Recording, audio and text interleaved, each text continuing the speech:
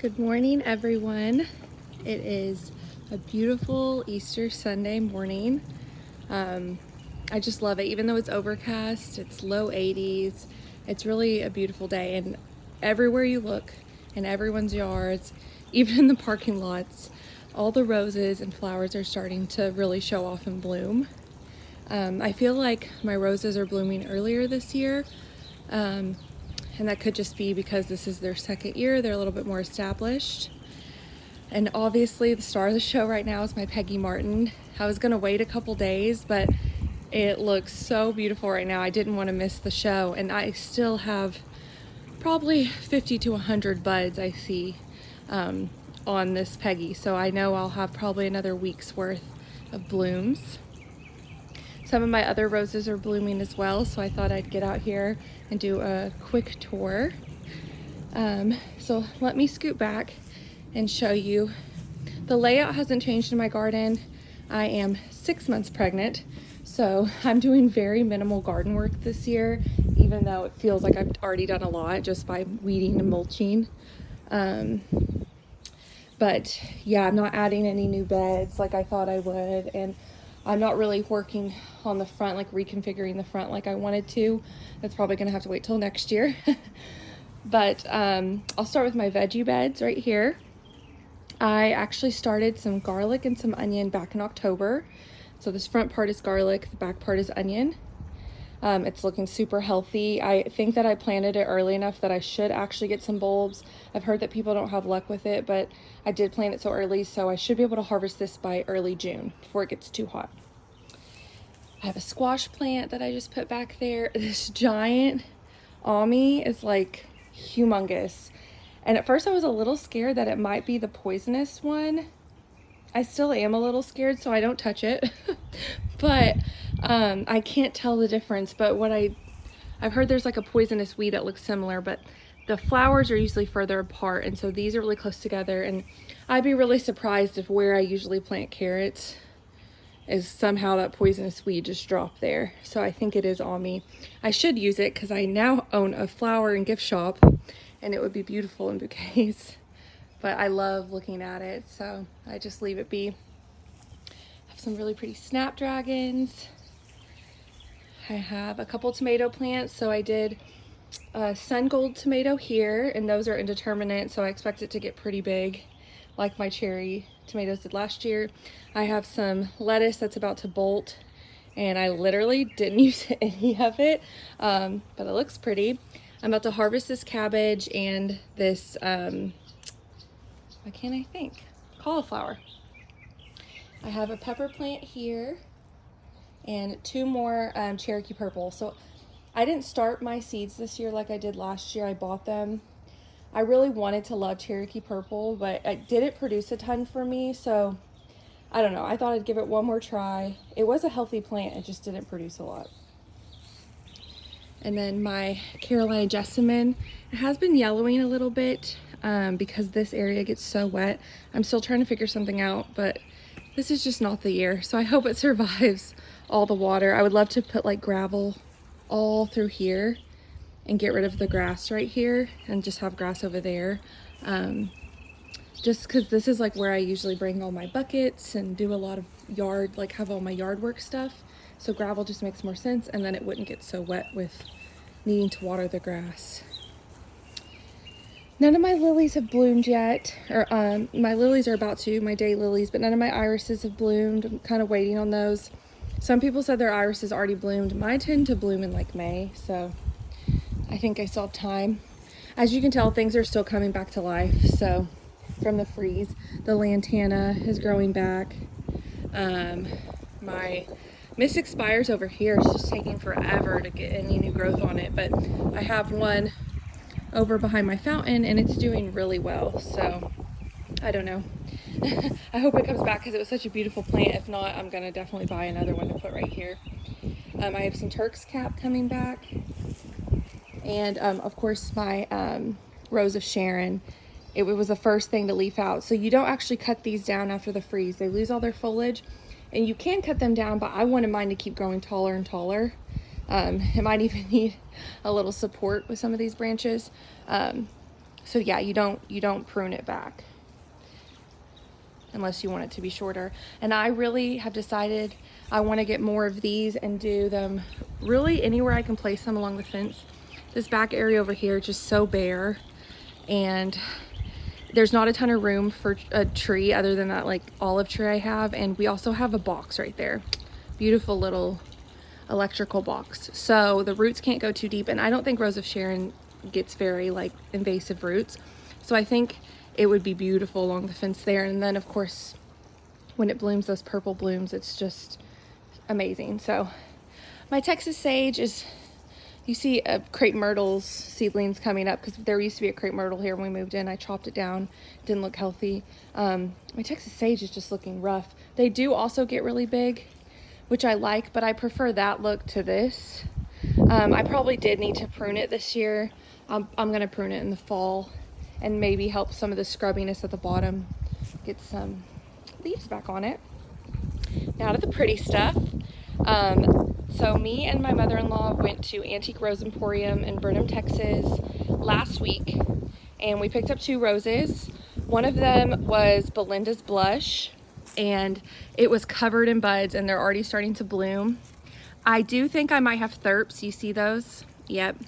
I'm like pretty sure I do, because a lot of my blooms before they open have little holes in them. So I need to come out here and probably unfortunately cut all these blooms off and then spray this really well with neem oil. But it's a beautiful first bloom, even if it has a little thirps damage. I want to smell it. Oh, the Belinda's Dream and Belinda's Blush just smells so good, and that's what made me choose it. So I actually got the Belinda's Dream as well, and it hasn't bloomed yet. This is a bare root that our aunt and uncle sent us. It's a Neil Diamond. We actually got 2 of them. One's looking healthier, this one's not looking so great, and I think I didn't plant it deep enough. But I did have some bare roots last year, and they took a long time to leaf out. So I'm hoping that it'll just catch up soon. The other one's still a lot more green. I did plant it deeper, so I think that helps. So you can see my Peggy is just so heavy. It's kind of leaning over, and I realized this probably isn't a big enough trellis for it. So what I think I'm gonna do is actually get an arch trellis right here, put it right next to that, and then get 1 more of those and put it on the side. So I almost like create this little arch. Or I might do it in that direction, so as you look in the gate of the garden, you have this beautiful arch. Because it just looks like it's weighing that down, and I don't want to dig it out and move it. And then another rose bloomed, my Vanessa Belle, and it is, oh my gosh, I love like light creamy yellow roses, and this is such a healthy bush. So I got this from David Austin last year, and really it didn't do much. It bloomed a couple times, but not much, and didn't grow much. So I thought maybe Texas weather isn't good for it. It now, other than the Peggy, is probably my healthiest looking rose bush. Double Delight was a stunner last year, and I think it will be once it starts blooming, but I do think it has thirps on it really bad. So I was thinking that that would bloom way before this. But I want to smell it as well. Look at that bloom. Oh my gosh. And it also smells amazing. I'm trying to find roses that have a yummy smell. That one has like a white tea smell, and oh my gosh, I just love it. My camellia has stopped blooming. It was really beautiful. Also like a light creamy color. And it had blooms all over it. It's looking really healthy. I think I want to get some more camellias back here and just have a whole array of camellias, because they are evergreen. They look great in the winter. They put on pretty new growth in the spring. And then of course you get the blooms in the winter. So I definitely think I want to make a little camellia garden area over here with all this blank area. This area has been hard for me because it's shady. So like I do have a little hosta coming back. I had some asparagus fern that's kind of struggling. So we'll see. We'll see. I like having open spots in the garden now that I can like figure out what I want to do. Here's my foxgloves that have not bloomed yet. They never even died back from the freeze, so I'm just hoping that that didn't trick them and thinking this is their first year still, because I should be getting blooms from all of these. These were all from seed, and one was a plant already, so I may not get blooms from that, but all these were from seed last year. This is a coral berry. And I have some lilies coming up. So these are Big Zen white lilies. And I'm really excited. They were beautiful last year, and they look like they've spread, so I feel like I'm gonna get a lot of blooms from them. I do have some fennel for the butterflies. I planted that from seed, and it's just gotten humongous. And I really love the texture. It kind of gives me asparagus fern vibes, so, and I like the color. So I might put some more seeds in around the garden, just so the butterflies have it for food. What are these? Can't remember the name. Oh my gosh, podocarpus, I think. But anyways, they're looking a little scrubby. This one's leaning a little bit, but I'm just hoping that they grow up and give us some more green foliage. I don't mess with them much. I just kind of let them do their thing. This is a coal settlement, and it was just blooming so beautifully. But the blooms do not last more than like a day or two. Like you can see all the petals. I come over here and just like tear the old buds off. But it's a really healthy plant, and it blooms continuously. So even when they don't last, I have like 4 buds I see that'll be blooming within the next day or so. My fountain, it's kind of peeling and things like that. I'm not too worried about it. It wasn't a super expensive fountain. It's not a real stone fountain. I think it's funny that the manufacturer, like, this is copper and they put this like weird paint over it, because the copper to me is so much prettier. So I think I'll come out here and like rub that paint off. And then I just put this little pot with some succulents on top, because the net that we had for that to like keep debris out broke. And I've seen little succulent fountains, and I thought that was cute. So that's kind of temporary. We'll see. Back here used to be like a lot of lantana, and then my misexpired salvia. The lantana doesn't look like it's coming back. That's fine. I know it usually does. It's weird. I have lantana in other areas coming back, but not here. And then my misexpires here is coming back, but not the other one. And the other one was so huge. So I also had another salvia here. I think it was called like red lipstick or something. It was a native one. No growth. I don't see any growth. I'm gonna let it be, but I was really surprised that one hasn't come back yet.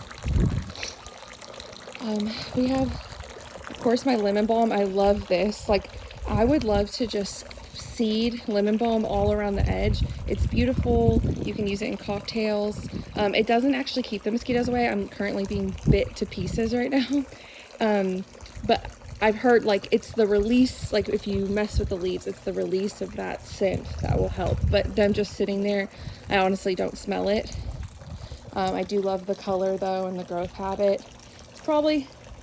It's very similar to mint, but I think maybe a little less crazy, hopefully. And then we have my rosemary. So what I did here last year, if you remember, is I had zinnias growing all throughout this bed. Well, because I opened a flower shop, I actually got some raised beds from one of my neighbors for free who moved, and I put all my zinnias in there. It just helps me they kind of bully the perennials in my garden. I think I'll let a couple of them grow here and there, and I might seed a couple, but for the most part, I really want this to be a perennial bed. So I love this rosemary. It didn't even die back during the winter. So I love the Mediterranean look a little bit, having bits of that. So I definitely want to get more rosemary and plant it throughout here, especially because I have this olive. I think it just looks really pretty with it. And then right here I have my Francis Mayan rose. No blooms yet and no buds, but lots of new growth. It's definitely looked like it's putting on more growth than it did last year. Last year it stayed pretty small because it was bare root. So I'm expecting more from it this year. And then this is my Belinda's Dream. And it's got quite a few buds on it. None have opened yet, but I think I've heard such good things about these in Houston, how they grow. So I know I'll probably have a great plant with that one. This area is just going through a makeover. So this is actually one area where I am going to plant zinnias and cosmos, because they get tall and so full that, you know, this is the perfect area, because I can't figure out what I want to do. I think I want to do a planter box, but I just don't have time right now.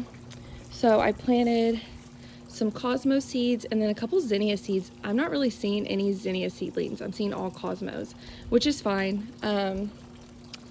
Cosmos grow so crazy when I plant them, so I think it'll look nice here. It'll be just a sea of Cosmos like it was over here, but I don't want it covering up my other plants. Of course, I have my elephant ears coming back. That it's crazy how they're so tiny right now, and then by the end of the summer they're literally like 4 or 5 feet tall. So no matter what, they always come back from the freeze. I also have some gladiolas started to poke through in different areas. I just kind of sprinkle them around, so I'll have those blooms. Here's another Neil Diamond. No leafing out yet, but it's still green, and I still water it and pamper it, so I'm hoping that changes. I should have uncovered my table, but I was just cooking for Easter, so it's not the best my yard has ever looked by far, but I wanted to show you guys what March really looks like in the garden.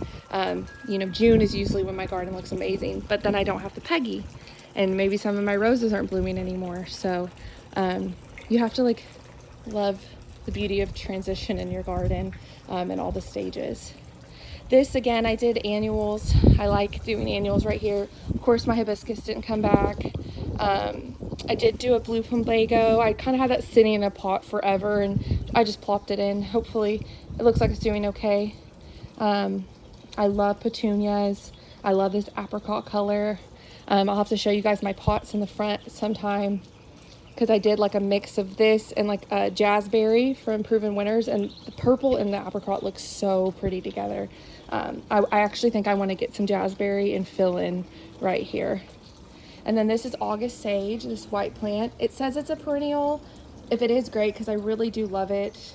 I think it'd be pretty every year, and then still have my annuals flank the front. And then that is feather grass. Why can't I remember the name? It's very common grass that has like you can see like purplish brown. That died all the way back in the winter. I had it in a pot, but I cut it down, the dead stuff, and it started coming back. And as soon as I planted it, it started showing new growth. So yeah, everything is not looking super perfect right now, but I think by June I'll be really happy with everything. And then let me show you guys these raised garden beds. So this part of the yard is just kind of depressing to me. I would love to do beds right here with trees or something, just to give us some more privacy and, I don't know, something to look out at in my bedroom. But I'm very happy with these, and I'm so thankful to my neighbor who gave me these when she moved, because raised beds are not cheap, and these were already put together. So they just brought them over empty, and we filled them up with dirt. And I didn't do anything super fancy in here because zinnias don't really care. They're so easy. They're looking pretty good. These are all of my floret seeds. So if you're familiar with floret, she breeds all sorts of seeds. But zinnias was a big one for her because they're always in like super bright colors, which I love. But she bred some that are kind of metally or apricot colored, and that's really like my favorite color in flowers. And with a flower shop, I think I can get so much use out of these. So I think each of these beds probably has about like 10 to 15 zinnia seeds, also sprinkled in some Cosmo seeds. And I'm actually about to water this bed. I try not to overwater, but yeah, it's pretty dry right now. So yeah, I would love to have this covered up eventually. My blackberry bush is just going wild. I have rogue blackberries, and I'm gonna let them be rogue, even though that's a super pokey plant. I don't go back that way, so I have buds all over it of blooms, so I should have blackberries very, very soon. I'm super happy about that. But yeah, thanks for joining me on the tour. Hopefully next month it's even more beautiful. I'm really excited, but I'm glad that I got out here and showed you guys these roses, because this made me so happy this morning. Hope everyone has a happy Easter, and I'll see you guys next month.